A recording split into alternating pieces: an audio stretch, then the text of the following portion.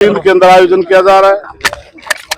इसके अंदर 10 कॉलेजेस भाग ले रहे हैं। तो मैंने युवा पीढ़ी से अपील की है कि आप देश का उज्जवल भविष्य हैं, आप शिक्षित और आगे बढ़ो और देश का नाम रोशन करो, क्योंकि कोई भी देश है उसकी शिक्षा से पहचान होती है, प्रदेश है कोई शिक्षा से पहचान होती है। इसलिए हमने बच्चों से अपील की है कि आप अपना एक लक्ष्य रखें कि मैंने किस दिशा में जाना है। और मैंने बात एक और कहा है कि विशेष तौर से जो ग्रामीण अंचल में पढ़ने वाले बच्चे हैं वो अपना मनोबल डाउन मत करें। उनके दिमाग में एक प्रेशर रहता है कि केवल कॉन्वेंट स्कूल में पढ़ने वाला बच्चा ही यूपीएससी में बैठ सकता है, आईएएस बन सकता है, आईपीएस बन सकता है, आईआरएस बन सकता है, डॉक्टर इंजीनियर बन सकता है। आज विशेष तौर से ग्रामीण अंचल से भी बहुत से बच्चे आज कंपटीशन में आगे आते हैं, हमारे बेटे बेटियां आईएएस आईपीएस या दूसरे उसमें।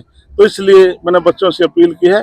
और मेरे पास पंचायत डेवलपमेंट और हमारे माइनिंग जूलॉजी डिपार्टमेंट है, मैंने अपने विभाग की तरफ से भी 2 घोषणाएं की हैं, हम उनकी शुरुआत कर रहे हैं।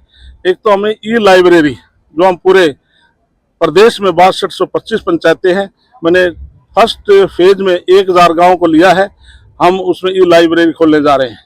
और 1000 गाँव में फर्स्ट फेज में महिला सांस्कृतिक केंद्र खोलने जा रहे हैं, जैसे कि हमारी महिलाएं बैठकर भजन कीर्तन कर सके, सांस्कृतिक कार्यक्रम कर सके, ऐसी योजना सरकार की तरफ से बनाई जा रही है। नई सरकार बनती है, मिनिस्टर बनते हैं, तो उसके बाद समय होता है, तो इतने समय में कोठी खाली करना अनिवार्य है। और बड़े दुर्भाग्य की बात है कि अब तक कांग्रेस पार्टी अपना विपक्ष का नेता नहीं चुन पाई।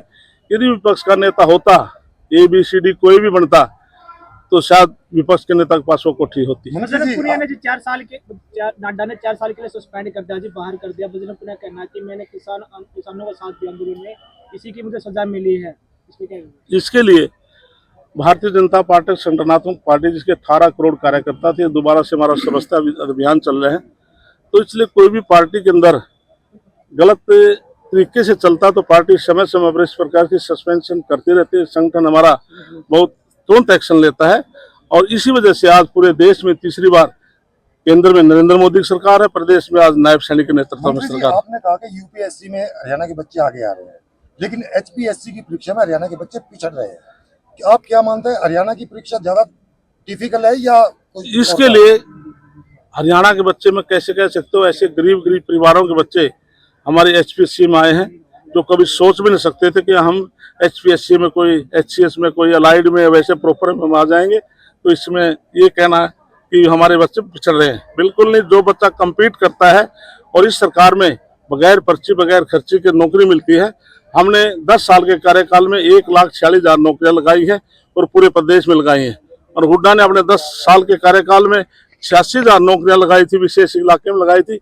हमने मैनिफेस्टो में भी हमने घोषणा की है कि हम इस 5 साल में हम 2 लाख नौकरियां और देने जा रहे हैं। सरकार में सबसे ज्यादा पेपर लीक होते हैं सर। इसके लिए जब भी कोई गलत काम करता है तो सरकार जरूर उसके ऊपर एक्शन लेती है। तो हमने चाहे अधिकारी भी हैं उनके खिलाफ भी एक्शन लिया है, और जो इस प्रकार से कोई पकड़ में आता हमने उसके खिलाफ भी एक्शन लिया है। मेरी जीत कुछ लोगों को हजम नहीं हो रही है, कैसे लड़की जिन्होंने से जीत इतनी बड़ी खिलाड़ी थी, वो हमारी बेटी, उसके अपने हमारी युवा बेटी है, मैं उसके उज्जवल भविष्य की मैं कामना करता हूँ। लेकिन जब भी कोई जनप्रतिनिधि बनता है तो उसका फर्ज बनता है, चाहे वो खिलाड़ी है कोई आम व्यक्ति है, तो अपने जनप्रतिनिधि जनता ने उसको चुना है तो अपने इलाके में जाए और उसकी विधानसभा में जाकर आवाज उठाए। मैं मुबारकबाद देता हूँ आपकी बार, चाहे किसी भी पार्टी से, चाहे हमारी पार्टी से हैं चाहे विपक्ष की पार्टी से हैं, काफी युवा लड़के आज विधानसभा में आए हैं। और मैं अब की बार जब विधानसभा में हमारे हरिंद्र कल्याण ने सभी MLA को बोलने का मौका दिया, विशेष तौर से युवा लड़के हैं बहुत अच्छे ढंग से बोले। ये हमारी बेटी विधानसभा में केवल ओथ लेने गई थी, उसके बाद वो सेशन में आज तक नहीं गई।